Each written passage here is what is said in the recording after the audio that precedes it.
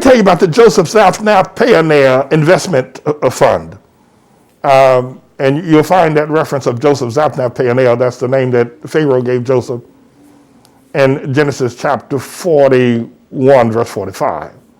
And Pharaoh called Joseph's name Zaphnathpaaneah, and he gave him the wife of Asenath. Now, quickly, this is the investment fund is about the financial integrity of the Manning report, the ATLAH vision.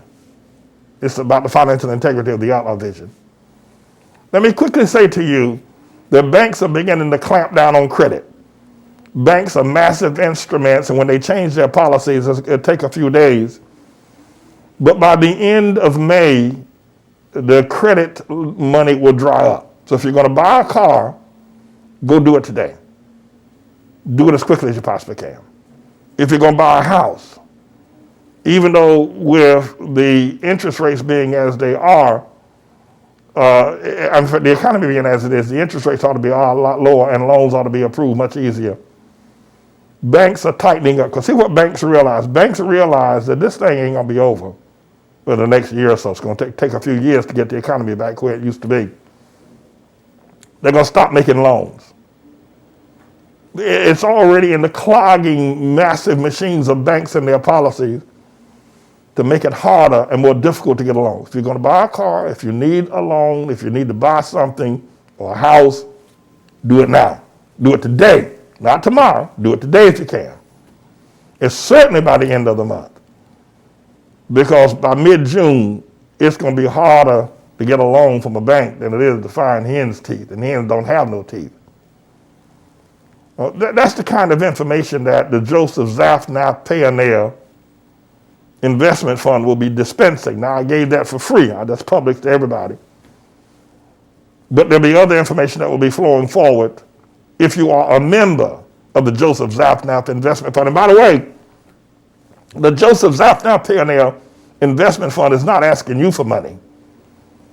It is a training process, or it's a development process based on the vision of ATLAH that God Almighty has given to me that will show you how to survive the next 3 horrific economic years that's going to sweep across this nation like the Great Depression.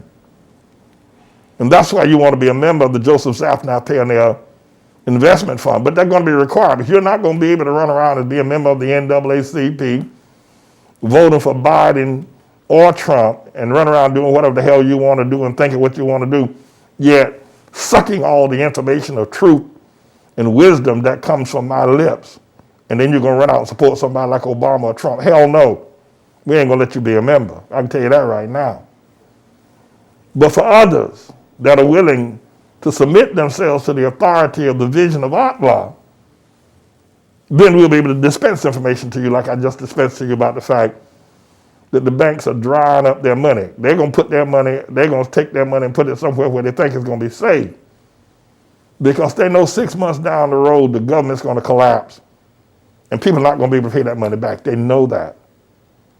And just like the crash of the market in 2008 with Lehman Brothers and the Great Recession that took place in 2008, the government had to bail out JP Morgan, Chase, Goldman Sachs, and all those others. The government had to bail out all the money that those banks had invested in those predatory lending loans, those prime, subprime market mortgages that were made. Well, that ain't going to happen this time. So the banks are protecting themselves by not making loans because they know you ain't going to have the money to pay it back. If they give you a loan now for $100,000 or even let mortgage a house for you, you ain't going to have the money. You're not going to have the money to pay it back 6 months from now. And the foreclosure issue is not going to solve the problem because they ain't going to have the money to buy it. So the Joseph Zaphnathpaaneah Investment Fund is for people that I will personally one by one scrutinize for you to be a member. Our main objective will be, of course, the purchasing of property here in Harlem. The housing market here in Harlem is going to collapse. By the end of this year, there will be approximately 3,000 to 5,000 people that would have died in the general Harlem area. Well, I should say by February or March of next year. Let me extend that. 3,000 to 5,000 people would have died, leaving approximately 2,000 either brownstones or condos unoccupied and up for sale. And because of the collapse of the economy of the nation and the globe, a large part of that goes on here is the tourist industry. And restaurants have been set up to feed the tourist industry. This summer, you're not going to see people coming from Sweden, Switzerland, Norway, Finland, Europe, Russia, China, Italy, and every place else to eat in the sidewalk cafes here in New York City. Thus, the second mainstay of the Harlem community will be the restaurant industry, which is going to collapse because the tourism industry. People are not getting on planes. I ain't getting on no plane. No time soon. So what we want to do with the Joseph Zaphnathpaaneah investment fund is to begin to drain and train. Get a group of people who I know whose heart is with the vision of ATLAH and who qualify and are ready to own all this $1 million, $1 billion property and monies that run through the Harlem community, teach you how to acquire it. But I ain't teaching nobody that supports Obama or Trump. I ain't teaching none of y'all. And we only maybe end up with 10, 15 people. That's good. Don't matter to me. But I damn sure ain't listening to you, an Obama supporter. And by the way, you know, I'm looking at this coronavirus, and they're talking about how they're back at it again. Black people, Negroes, they're the stinking people of the planet. Here they go again. Well, the coronavirus is affecting the poor black people more than it is the other people here. Vote. They've gone down the civil rights road. They've taken the vote, the civil rights, the black politician. They've taken it all the way to the presidency of the United States of America with that long-legged, half-breed, half-baked, half-white, half-black Obama, half man, half woman. And what did they get him? I mean, the objective since the 1960s has been get black politicians, develop civil rights, get laws to affect the black people for the last 80 years. I'm sorry, for the last 60 years. It's 70 years really, because go back to the 1950s. For the last 70 years, every Negro has been running around here thinking if he could just get black people in office, civil rights laws passed, he gonna be just like, he gonna be just like everybody else, wealthy, wise, and powerful. That's all you can hear for the last 70 years. Finally, 10 years ago, they were able to get a so-called black man as president. And what did they get him? They reached the mountaintop of the vote, the civil rights, and all that Negro African-American act foolishness that they do. And what did they get them? More homelessness, a few more food stamps, a tract phone, and now they're still complaining. They're worse now. I'm going to tell you the truth. Listen, I mean, here they got the mayor of Atlanta, Georgia, is a black woman. The mayor of Chicago, Illinois, is a black woman. The mayor of Washington, D.C. is a black woman. The mayor of San Francisco is a black woman. The mayor of Houston, Texas, is a black man. The mayor of Dallas is a black man. I mean, you got all these black mayors, these black politicians, you had a black president, and yet you're still complaining that black man is the least and the less. Why? Because obviously putting these black people in office has not helped you. You need to understand something. That these politicians, all these ones I just named, and the truth of the matter is the black man is doing worse today. The police are killing more. Y'all black you're sicker, you're poor, more homeless.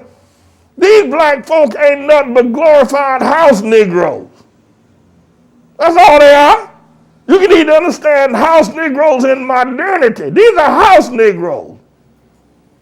These Negroes don't do nothing that the white man don't tell them to do. They ain't gonna help you, and they ain't gonna tell you the truth.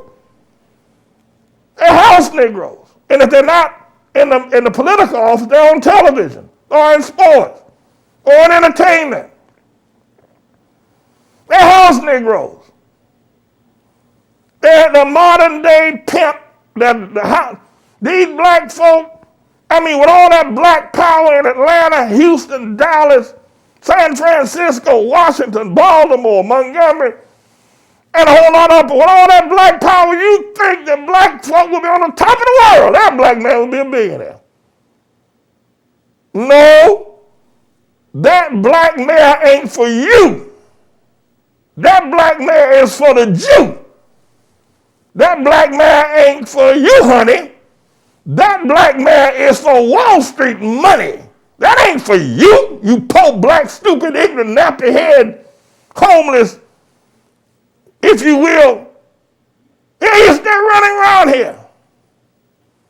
So that's what the drain, we got to get all that foolishness out of here. We got to drain all that, running around here with people like Al Sharpton and become your leader. A man who was a certified snitch, drug dealer, liar, hustler, is now the cornerstone of so-called black leadership. You got to get all that, because they got to get that foolishness out of y'all. And the worst of the worst is that you gave up Harlem. I was watching something about Mom's Mabel the other night, Elizabeth now, when she was playing the Apollo with Nipsey Russell and Duke Ellington and all that people, way back then, back in the 30s and the 40s. And man, you should see the people in Harlem. The black men, all you can see was black people in Harlem then. They all had on suits, two-tone shoes. They all wore fedoras. The women were all dressed nicely. Nice coats. Harlem was a beautiful place. And the house Negroes sold it to the LGBTQ mafia gentrifiers, I swear. And Dinkins, David Dinkins, that pot-bellied, goofy-looking idiot, started it. No, we got to drain all that out, y'all.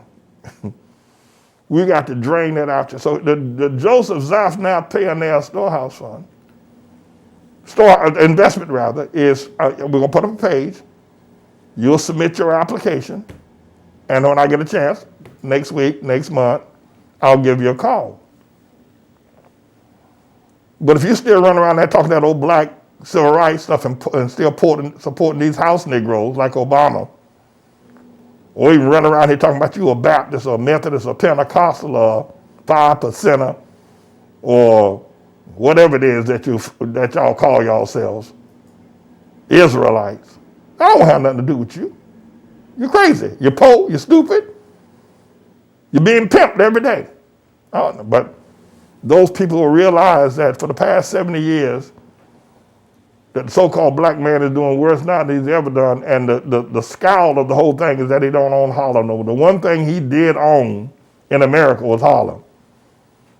But he turned it over to the sodomites. And then let the man, it's one thing that sold it to the side, so he was greedy, so he wanted, man said, if you sell me your church, I give you $15 million. So he said, these Negroes I'm trying to teach about the Bible, I'm going to take this $15 million and sell this church. I'm going about my business. That'd be one thing. But then this same preacher let these weak, evil gentrifiers convince him to switch hit and start making love to another man's feces hole. I swear. And Obama's the reason. Obama opened that door. I look up here in Harlem and I see now across the ghettos of America,